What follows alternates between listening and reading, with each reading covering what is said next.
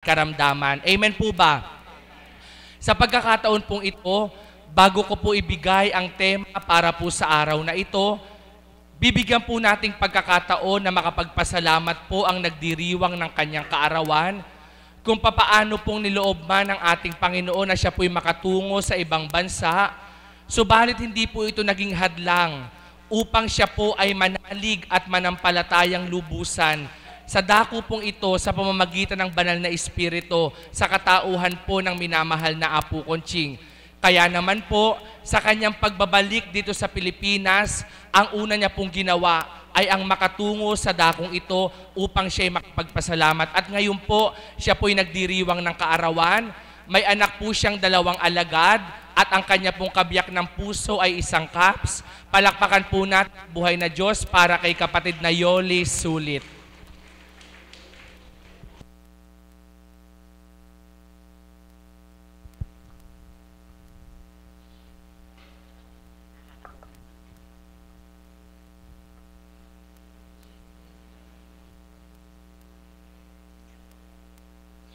Isang mapagpalang umaga po sa inyong lahat at lalong-lalo na po sa Divine Mercy Mabathalang Awa. Nais ko lang pong, bago po ako magpahayag ng aking naramdaman dito sa dakong ito, nais ko lang pong magpasalamat sa Panginoon, sa mahal na Ama. Mahal na Ama, ako po ay lubos na nagpapasalamat dahil noong pong 50 years ko po, bilang tao, ako po'y nagbithi na dito po ako gustong mag-birthday. Pero po di niya po niloob. Ngayon po ay, ako po ay 52 years na ngayon. Yun po ang kalooban sa akin. Nais ko pong ipasalamat ang panibagong buhay na kaloob niyo po sa akin. At nawa po, bigyan pa po ninyo ako ng buhay, malakas na katawan, upang sa pagmimithi ko po na ako po ay nagnanais na maging isang tagasunod o alagad. Salamat po, Ama, sa lahat ng biyaya na pinagkakaloob niyo po sa amin sa araw-araw, sa kalakasan po ng katawan. At higit po, ang ipinagkaloob nyo sa akin na humingi po ako sa Ama ng mababang kalooban at pangunawa sa lahat ng aking nakakasalamuha. Higit po ang aking pamilya. Kaya po, Ama, ako po ay lubos na nagpapasalamat sa iyo. Marami pong salamat, mahal na Ama. Lamig po Hindi ko po alam kung ano po yung aking nararamdaman. Ako po ay nagagalak dahil ilang taon po akong hindi nakapagdiwang ng kaarawan dito. Meron po sigurong 7 taon. Minithi ko po iyon na dito po ako nung nakaraang taon, dito po ako mag-birthday. Pero po, sa totoo lang, napakasarap po na magdiwang po ng kaarawan dito sa banal na dambana. Damandama ko po ang pagmamahal ng Ama. Ito pong aking pagluha, hindi po kalungkutan, kundi po kasiyahan ng aking kalooban.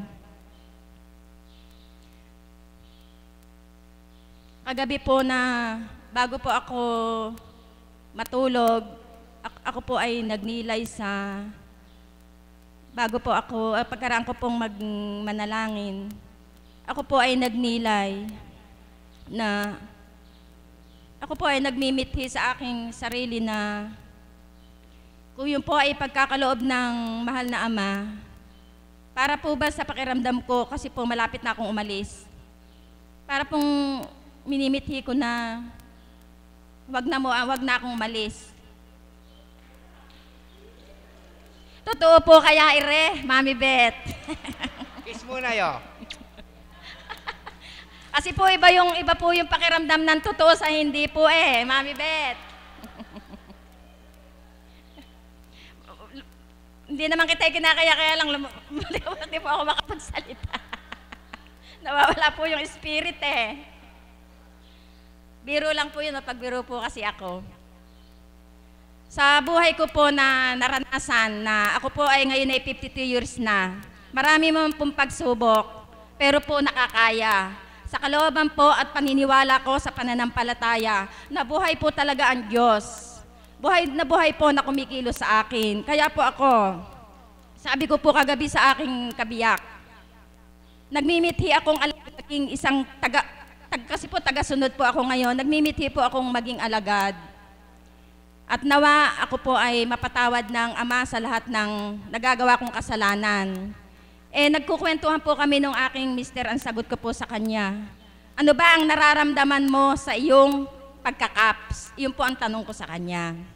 Dapat ka ako, ikaw yung maging sundan ko, hindi ako. Hindi ko naman po sinabi na ano siya, wala po. Yun po kwento ko lang. Kasi dapat ka ako, ang anak mo, 2 alagad. Ang mga anak ko po, 5.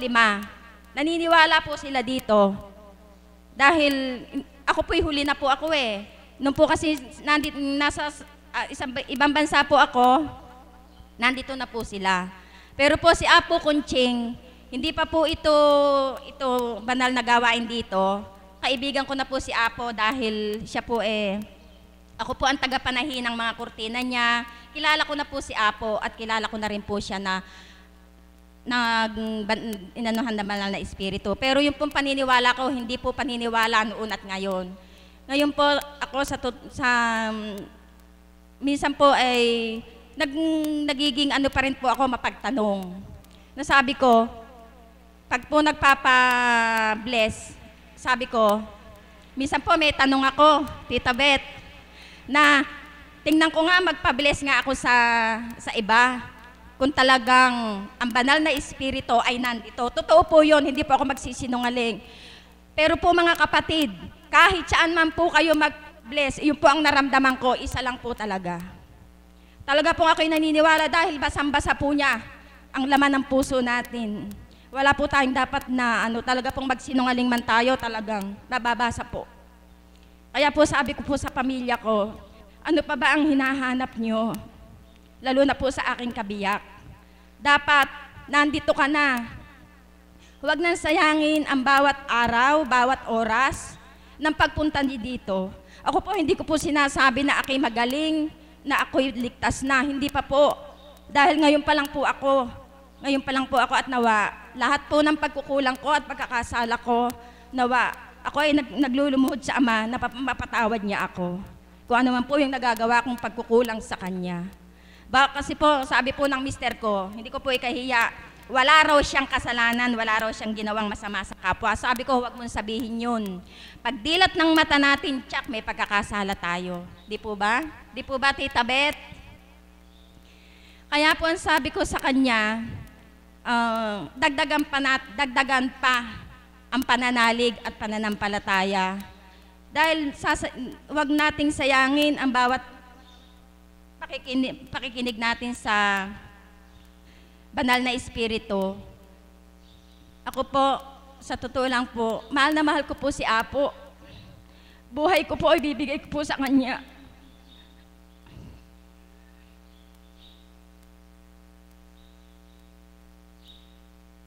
Kasi po ako hindi po ako naniniwala, hindi niyo na po katalgat mo. Siguro makikita ang tumayo dito. Sa totoo lang po, mabigat. Aaminin ko po sa inyo, narinig ng mga anak ko, mabigat po ang pag-alis ko. Pero po siguro, yun po ang kalooban sa akin ng Ama. Kaya, iniaalay ko po sa kanya lahat dahil sabi nga po ni Apo, anak, ganyan talaga buhay. Kapag talaga naniniwala ka at nananampalataya ka sa Ama, hindi ka iiwan ng pagsubok. Kaya ako po ay nagninilay na pagka po talagang mabigat, sabihin nga pong mabigat, pero tumawag lang po tayo sa Ama. Ako po talagang mabigat po lahat ng dinanas ko sa inabot ko pong edad na to. Ang pinakamabigat po sa akin ay yung nga pong minsan akong nag-share na na-frame up po yung aking anak. Hindi naman po siya nagnakaw kasi katatapos lang po niyang mag-aral, gumraduate. Dito po sa Western Union sa Baliwag, nasa ibang bansa po ako.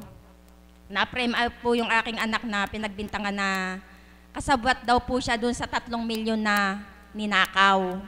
Wala po siyang kaalam-alam doon dahil po wala pa po siyang 2 buwan na nagtrabaho doon. Nung pong nangyari yon, day off po yung aking anak. Kaya napatunayan naman po doon sa logbook na pirmahan na wala po doon yung aking anak. Yun po, sa pananalig po namin sa ama, na talaga pong hindi siya, yun po yung wala na po yun. Kung kayo po kaya ang nandun sa ibang bansa, sabihin na ang anak nyo nagnakaw ng 3 milyon, ano po kaya ang mangyayari sa inyo kung hindi po kayo naniniwala sa Panginoon? Talaga pong buhay ang Diyos, buhay na buhay po talaga. Ako po nananalig po ako naniniwala. Dahil po kung hindi po ako naniniwala, baka po tumalon ako doon sa building sa ika-7 palapag po na aking tinitiran. Hindi ko po talaga yung kaya. Kaya ako po, bawat po pagsubok, iniaalay ko po sa Panginoon ang lahat po ng pagsubok sa aking buhay. Kaya po ako tumatatag. Kagabi nga po nagninilay ako. Tumatatag sa mga pagsubok. Ika nga po, siguro po dinadalisay lang ako ng pagsubok na dumarating sa aking buhay. Sa mga anak ko naman po, wala naman po akong, mayroon naman pong pagsubok, pero hindi naman po katulad ng iba na yung mabigat. Kasi po meron po talagang mabigat. 5 po iyan. Ika nga po, iba-iba po yan na ugali. Kaya po sabi nga po ng mga ibang alagad na, bago ka magsabi ng problema, sa ama na. Kasi po, pagka po sa tao, kung hindi po naniniwala, ala po, hanggang pong sisichitin lang kayo. Kamukha nga po kahapon, inilibing po si Mami Huli. Yung pong isang anak na panganay, hindi ko naman po din inaasahan na ako yung mag-alalay. Iyak po siya ng iyak. Na damang-dama ko naman po yung nagwawala siya, nanginginig yung buong katawan niya dahil nga po sa ilang taon po siyang nakatira sa Australia. Siguro po kaya po siya iyak ng iyak na gano'n dahil hindi nga po niya napaglingkuran. Kaya po, para pong parang napag-ano ko po sa sarili ko na mahirap pong talagang malayo. Magkakalayo ang pamilya, lalo na po sa mga pangyayari na mga gano'n na nawawala ang magulang. Kaya po, kung sino man po yung mga anak na minsan po nagtatampo sa kanilang mga magulang, hindi po tama yun. Yun lang po ang masasabi ko. Dahil po ako, malayo po ako, may pagkukulang man po ako sa magulang ko. Yun po idinadalangin po sa ama na yung pagkukulang ko na yun, mapatawad niya ako. Hanggang dito lang po at maraming salamat. Magpapasalamat po ako kay Apo Kunching sa pagmamahal po niya sa akin, sa aking mga anak. Marami pong salamat sa mga alagad na nagmamahal po sa mga anak ko. Talaga pong si Apo Kunching po, buhay ko po ibibigay ko sa kanya. Mahal na mahal ko po si Apo Kunching. Yun lang po at marami pong salamat.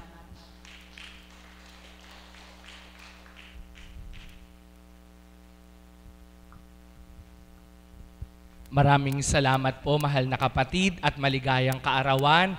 Naway patuloy ka pang mapuspos ng banal na Espiritu upang sa muli pagbabalik mo sa bansang tutunguhan mo, ang ganap na kapayapaan at kagalakan ang tamuhin mo. Amen po ba? Palakpakan po natin ang ating Panginoon. At ngayon po sa pagkakataong ito, nais ko pong ibigay ang ating magiging tema para sa bahaginan. At nakataon po, ito ay sa may kaarawan, ang salitang regalo. Pakiulit nyo nga po, regalo. Kapag tayo po ay nakakatanggap ng regalo, ano po yung ating nararamdaman? Sobrang galak po ng ating kalooban. Lalo na po kung yung nagbigay sa'yo ng regalo ay yung mga taong mahal mo at nagmamahal sa'yo. Tama po ba? Regalo, hindi po sinusukat kung ano ang halaga, kung mahal o mura man siya.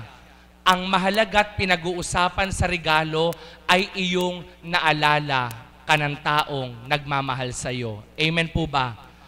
Kung ang tao po ay nakapagbibigay ng regalo at nakapagpapatuwa sa kanyang kapwa-tao, higit po ang ating Diyos ang makapagbibigay ng pinaka-the best na regalo para sa bawat isa. Regalo na walang kapantay, regalong walang makatutulad, at regalong kapag ito'y tinanggap mo at pinagtiwalaan mo, sigurado pong may magandang dulot para sa buhay mo. Amen po ba? Kapag ang tao po ay nagbigay ng regalo, kapag lalo na po ito ay bagay, sandali lang po ay pwedeng maluma o kumupas. Kapag ang tao po ay nagbigay ng regalong pera, sa isang iglap kapag nagastos mo, pwedeng mawala na. Kapag naman ang regalo sa iyo ay pagkain, kapag nagutom ka at kinain mo, ubos na rin ang regalo ng tao.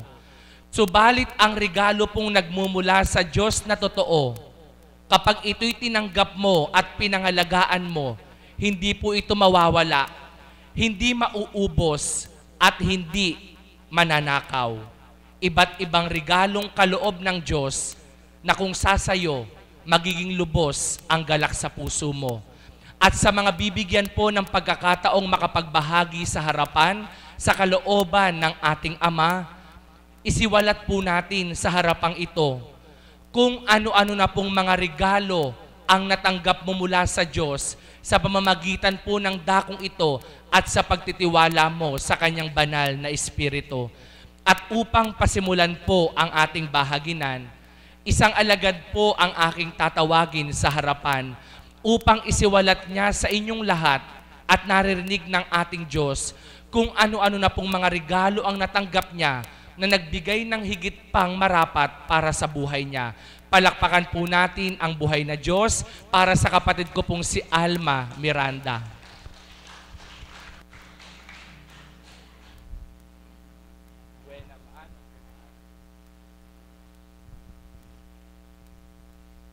Isang mapagpalang umaga po sa ating lahat. Buhay po ba ang Diyos? Napakaganda pong tema ang ibinigay po ng ating kapatid na si Berhel. Ang regalo para po sa iba na hindi pa nabubuksan at di pa lubusang nakikilala ang Ama. Pagka po sinabing regalo, di po ba nakatuon sila sa isang bagay or kagamitan na maaaring makapagpagalak at makapagpasaya sa kanila. Para sa akin po, pinaka-the best na regalo na ipinagkaloob sa akin ng Ama ay na masasabi ko po na hindi matutumbasan ng yaman. Ang Ama, binago niya ako. Bilang sa mundo ng tao, hinugot po niya ako upang ako'y makapaglingkod sa Kanya at kumilala pa sa Kanya ng lubusan. Ang regalong ito, kung di ko po siya lubusang nakilala, sa kabila po ng mga pinagdaraanan, siguro po ay lugmok na po. Dahil sa dami na po, sa murang edad ko po, napakarami ko na pong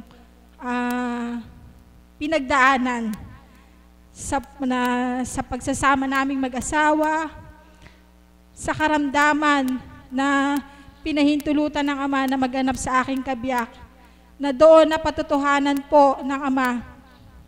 Tiningnan niya po ako kung paano po ako tatalima sa Kanya sa kabila ng karamdaman, kapahintulutan niya sa aking kabiyak.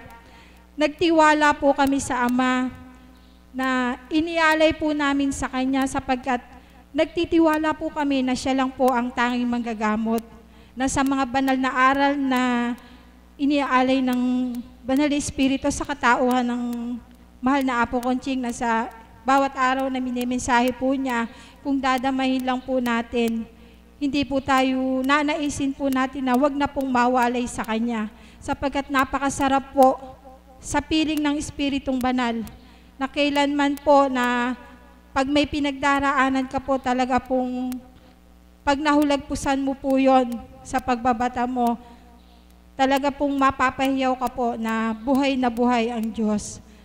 Yung regalo po na yon na para po sa akin siguro, kontento na rin po ako sa buhay namin na to, na basta po sa bawat araw nakakaraos po kami, na kahit po may pinagdaraanan, hindi po mababanaag na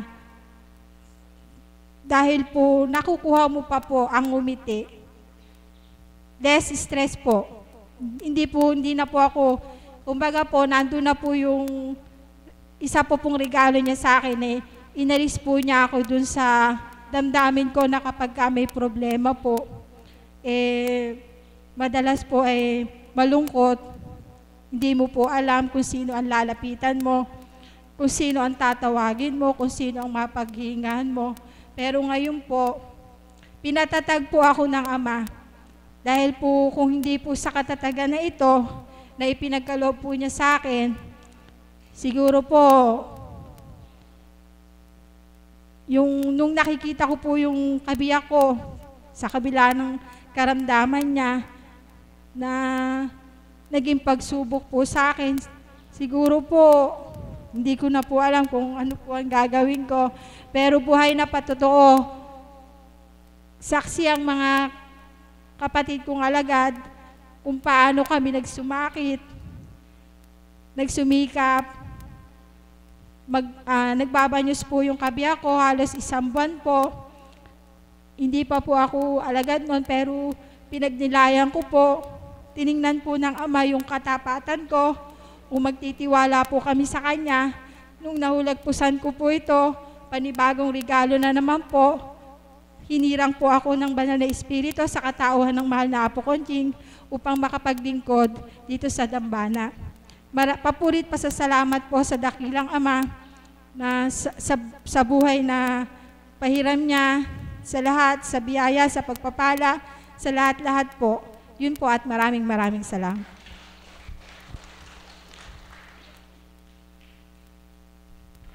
Maraming salamat po, mahal na kapatid, kung papaano niyo po napakinggan ang kanyang pagbabahagi. Ang nakamtan po niya, maging ng kanyang pamilyang regalo sa dakong ito, ay ang regalo po ng kagalingan sa naging karamdaman ng kanyang kabiyak ng puso. Isang espesyal na regalo na walang makapagbibigay maliban ang Diyos lamang. Ang regalo ng kagalingan. Bakit po? Baka magtanong po kayo, paano ang Diyos lang ang makapagbibigay ng regalo ng kagalingan? Bakit nung uminom ako ng gamot, gumaling ako? Mga kapatid, ang mga gamot, ang mga nanggagamot ay ginagamit lang pong instrumento at kasangkapan ng ating Panginoon at ng ating Ama. Kung hindi po niya gusto na sa pamamagitan ng manggagamot o ng ininom mong gamot, ikaw ay gumaling, hindi ka gagaling. Subalit, kapag po tubig man lang o anuman ang iyong nilagok, naging kaparaanan at naging kasangkapan, kapag ginusto po ng Diyos, kagaling ay kakamtan. Kaya po, isang espesyal na regalo ay ang kagalingang mula sa ating Diyos. Palakpakan po natin ang ating Panginoon.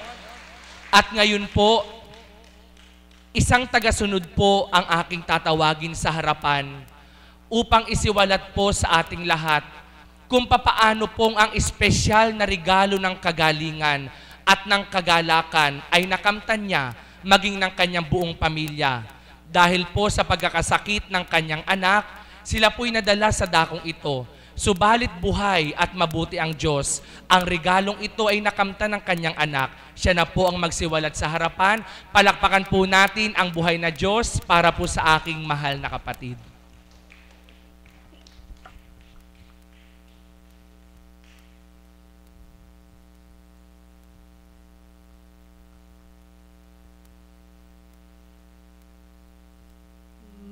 Good morning po sa inyong lahat. Actually, gusto kong kahapon pa magsalita eh. Pero sa pakiramdam ko, ngayon yung right time para tumayo ako sa inyong harapan ngayon para masabi sa inyo kung gaano napakabait ang Diyos.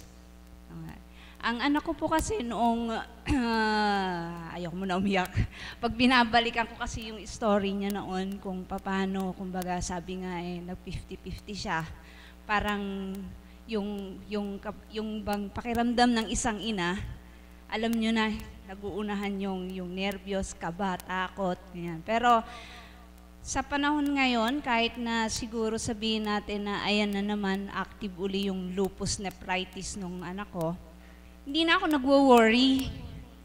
Kahit nga ba sabihin nila o sa kaalaman ng mga doktor, pa-check up mo uli, dalin mo uli. Hindi ko na rin sinusunod, sa totoo lang po. Kasi magmula nung time na nadako po kami sa lugar na ito, pinanindigan ko na talagang dito kami nakatagpo ng biyaya at pagpapala at sasabihin ko nga pong greatest gift para yung buhay ng anak ko ma-extend pa na ma-extend. Kung yung dati ang sinasabi kong term, ma-extend, sa palagay ko ngayon, masasabi ko na panibagong buhay na mas mahaba pa. Bakit ko po nasabi yon? Nung una po namin dako dito, sabi po ng mga doktor, ang lupus nephritis kasi, ang nadadamage dyan yung kidney mo. Nagka-spot po siya noon. Hindi ako naniniwala, baka ako kung ano lang. Nag-second opinion kami hanggang sa mag-biopsy siya, na straight kami ng 27 days sa NKTI, katabi pa namin yung Marcos suit. Lahat ibinigay sa kanya hanggang na temporary, nagkaroon siya ng, yung hindi na niya kami makita. Alas 9 ng umaga, sasabihin niya bakit gabi pa rin, yung gano'n. Umabot po kami sa punto na hindi na niya kami talaga nakikilala pa kung ano-ano na rin ang ginagawa niya. Umabot din kami sa punto na hanggang sa mag-chemotherapy siya, etc., etc., inject dito, inject dyan, kung ano-ano, examine, lahat. Cytologist, nephrologist, hematologist, lahat ng mga manggagamot talaga. Dinaanan na po namin yan, pati nagkaroon na rin siya ng tubig sa baga, tinubig na rin po yung buo niyang katawan. Pero nung isa sa mga estudyante ko na nagtuturo pa po ako, sabi niya sa akin, "Ma'am, naniniwala ka ba na buhay ang Diyos?" Oo naman, sabi ko. Hindi naman ako nagdududa doon kasi lahat naman ng bagay, lahat tayo nilalang, pinagkaloob sa atin lahat ng Diyos. Kaya lang syempre kapag umaabot tayo sa ganong karanasan, parang yung dati mong paniniwala, may doubt. Kasi para bang ang sakit naman ng ganito, yung bang makikita mong yung anak mo halos hindi na talaga makagulapay pa, laki-laki niya, sobrang malobo siya. So, saan ba ka ako, anak, yun? Sabi ko, tinanong ko yung estudyante ko, sabi niya, tara po kay Apo Conching. Oh? Ano ka ako yun? Sino yun? Manggagamot daw, sabi niya gano'n.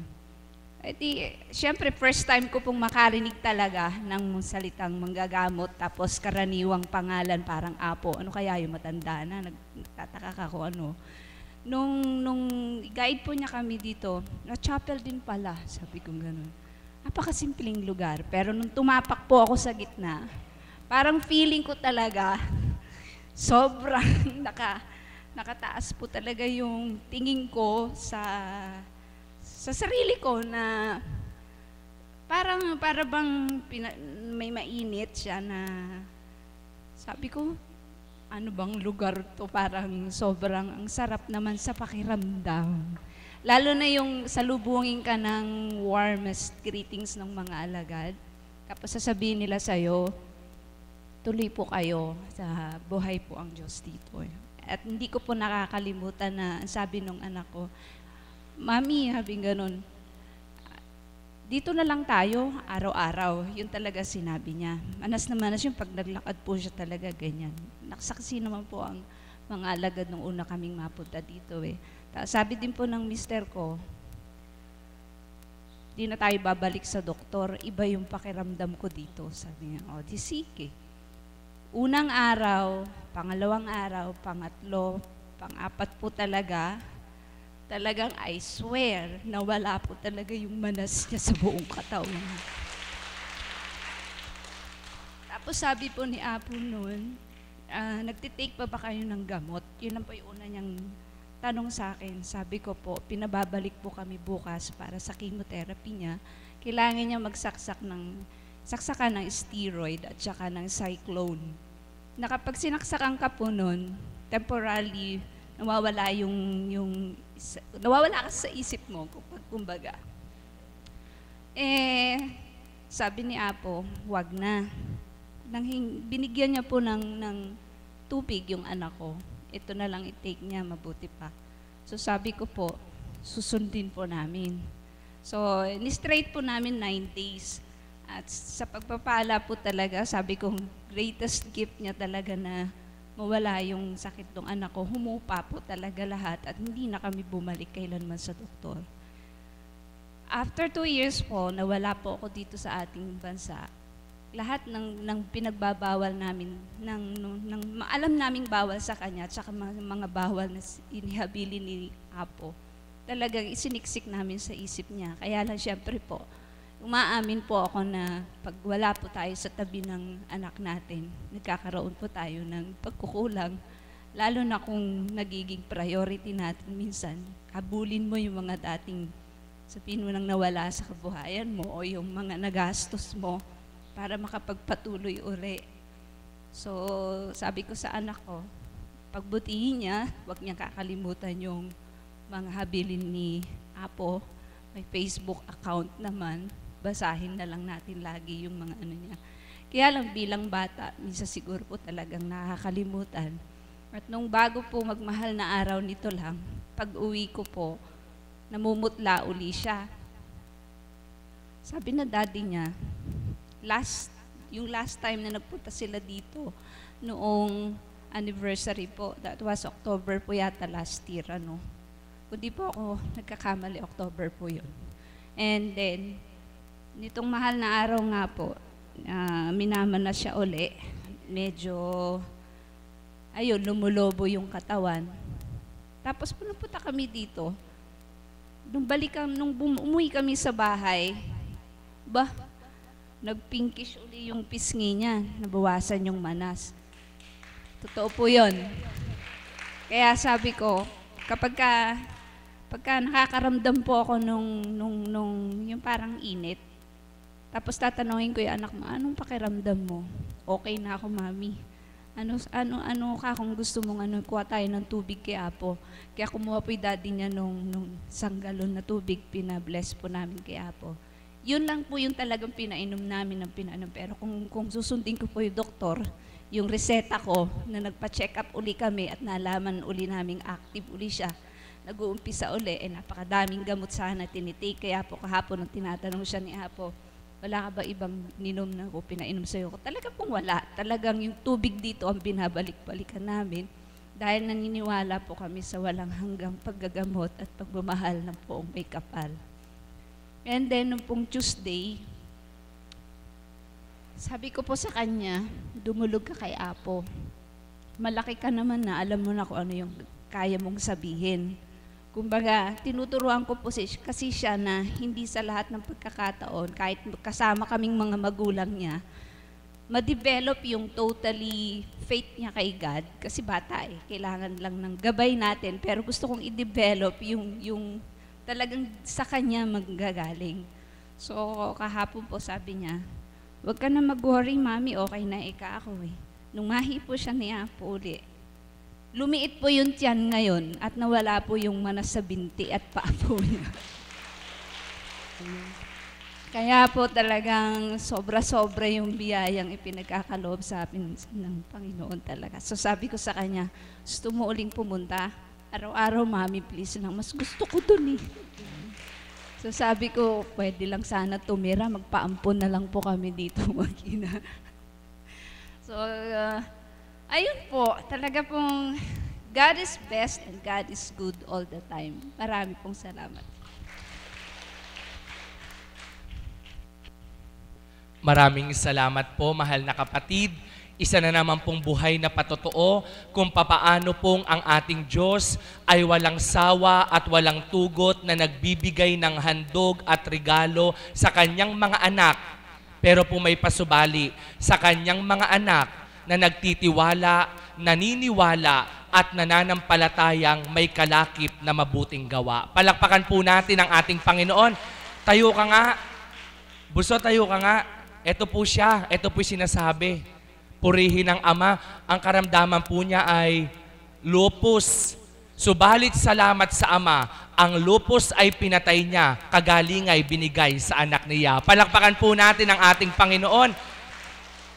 Kung papaano rin po yung siniwalat niya na may isa po siyang estudyante na nagsabi at nagsama dito, yun po ay ginamit ng Diyos bilang isang regalo para sa inyo.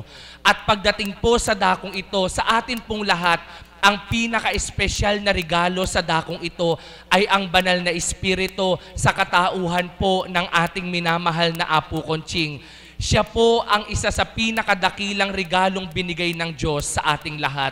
Kaya kung magtitiwala po tayo sa pamamagitan po ng dakong ito, sa pamamagitan po ng banal na Espiritu sa katauhan ng mahal na Apo Conching, matatanggap mo, madarama mo, at mararanasan mo ang tigib at tunay na regalo na walang makapagbibigay maliban siya lamang. At ngayon po, isang cups po ang aking tatawagin sa harapan upang isiwalat po niya ang mga regalong nakamtan niya sa dakong ito sa pamamagitan po ng karamdaman na nagbigyan ng kagalingan, sa pamamagitan po ng pagbabagong buhay na kanyang nakamtan, at kung ano paman po, siya na po ang magsiwalat. Palakpakan po natin ang buhay na Diyos para sa kapatid na Caps, Teban Sulit.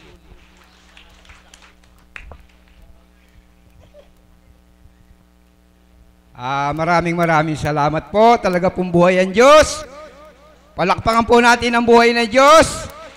Ako po ay talagang napakaligaya ng aking puso sapagkat ang aking nadama at ang niregalo ng Diyos, ang kauna-unahang binigay sa akin ay ang aking minamahal na asawa at lalong-lalo na ako ay biniyayaan ng 5 anak.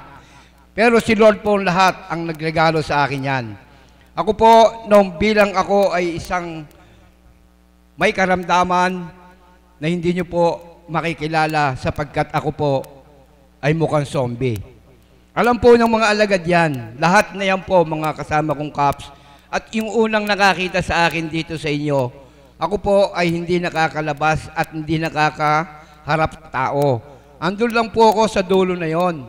Subalit pag nagbibless po ang ating mahal na Apo, doon lamang po ako lumalapit at inaalis ko po ang talukbong sa aking muka. Pero ako po ay nagtibay at nanalig sa Diyos kumo po sa ako ay walang mag-aalaga sa akin dahil ang aking minamahal na kabiyak ay nasa malayong lugar. Sapagkat ang aking mga anak naman ay tumutungo rito, ako lamang po mag-isa sa aming tahanan. Hindi ko po alam kung paano ako kakain, kung paano ako pupunta sa CR, at kung paano ako iinom. Subalit, tinibayan ko ang sa aking sarili ako po walang dinadalangin sa Ama. Ama, tulungan niyo po ako.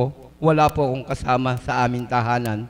Ang aking asawa, araw-araw sa ginawa ng Diyos, wala po akong ginawa, kundi manalangin sa Ama at laging lumuha, nawa ay makapiling kong muli ang aking asawa bago man lamang ako kunin ng Diyos. Subalit talagang napakabuti ng Diyos. Ibinigay niya pa muli ang panibagong buhay sa akin po.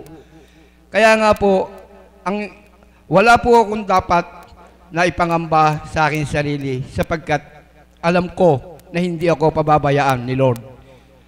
Napakadaming regalo ang pinagkaloob sa akin ng Ama sapagkat ang lahat ng aking karamdaman na yon, hindi ko pa po alam na ako ay makikita nyo pa sa harapang ito. Sapagkat talaga pong sobrang pangit ang buho kong katawan. Totoong-totoo po yun. Alam po nila Mami Beth, si Mother Marisa, ay awang-awa sila sa akin. Anak, lumabang ka lang. Dinadalaw po nila ako sa aking tahanan, como ako lamang po mag-isa. Pero hindi po ako nawala ng pag-asa sa Diyos. Alam ko, ibibigay ni Lord ang kagalingan sa aking katawan. ito nga po, pinagkaloob niya ang regalo at higit sa lahat, binigyan pa ako ng regalo ng isang mabait na kabiyak ng puso.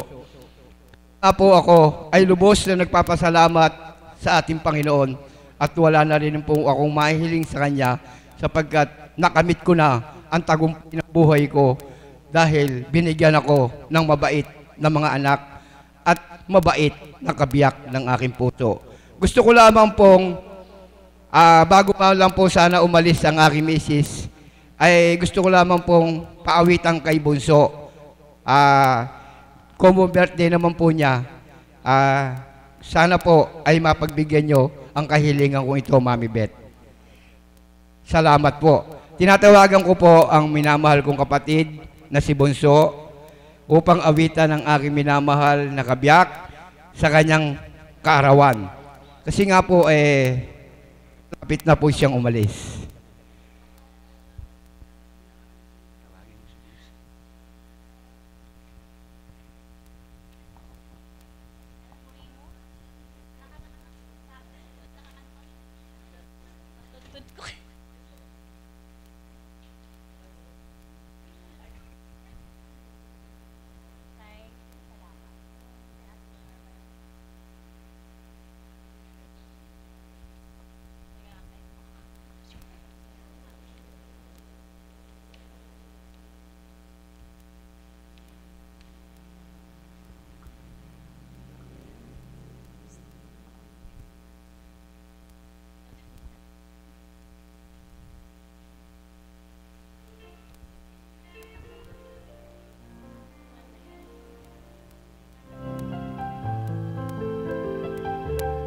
Happy birthday po, Tita Yoli. At pasasalamat po sa ating Panginoon.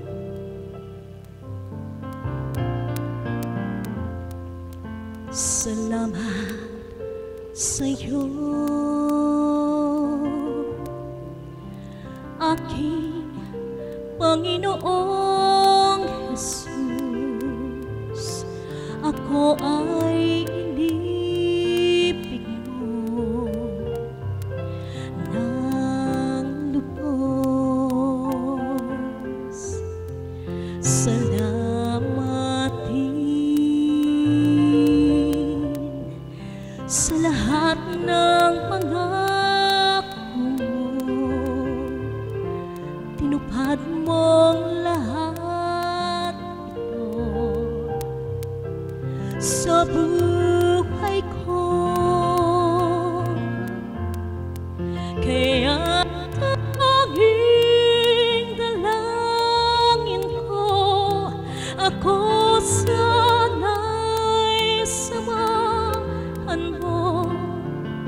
Ingatan at bigyang lakas kung may tukso.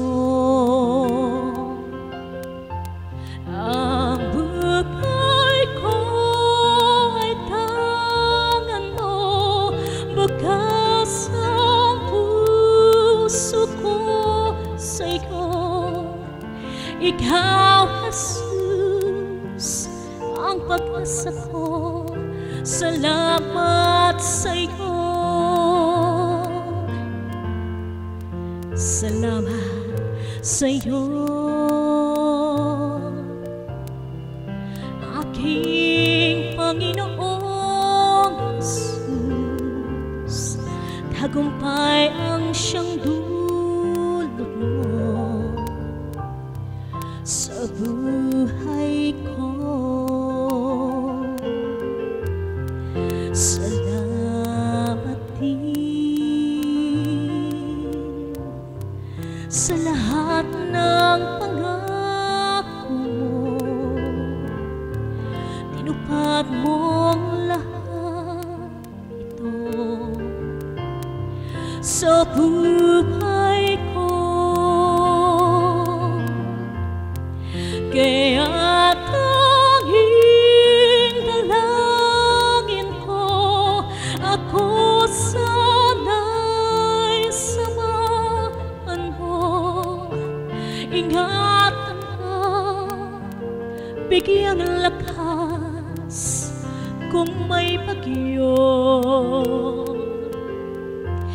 Ang buhay ko ay tangan mo, bukas ang puso ko sa'yo. Ikaw, Jesus, ang pag-asa ko, salamat sa'yo. Thank you, Lord, for the trials that come my way. In that way I can grow each day as I let you lead. And thank you, Lord, for the patience those trials bring. In the process of the growing, I can learn to care, but it goes against the way I am to put my human nature down and let the Spirit take control of all I do. 'Cause when those trials come, my human nature show the things you do, and God's so prompting can be easily ignored. Kaya tanging dalangin ko, ako sana'y samahan mo. Ingatan ang bigyang lakas kung may tukso. Ang buhay ko ay tangan mo, bukas ang puso ko sa'yo. Ikaw, Jesus, ang pag-asa ko. Salamat sa'yo. Maraming salamat po. Yung pong awitin na to, parang ikaw ang umawit, ano, para sa kanya kasi bilang pasasalamat mo, no? Happy birthday, kapatid. Salamat. Maraming salamat po, mahal na kapatid. Nawa po sa bawat nagbahagi at inawit po sa harapan, nawa tayo pong lahat ay may nakuha o napulot na makapagdudulot po sa atin ng lakas ng kalooban, katatagan ng pagtitiwala ng sa gayon sa dakong ito, kung papaano pong ang Diyos ay naghahandog ng kaloob at regalo, ito po'y di masayang. At sa pamamagitan po ng banal na Espiritu sa katauhan ng mahal na Apo Conching, atin pong matatanggap at matatamo ang espesyal na regalo ng ating Panginoon. Yaon po ay ang regalo ng mga salitang banal na kung atin pong tatanggapin at isasabuhay, higit pong kagalakan ang sa atin ay makakamtan. Maraming salamat po.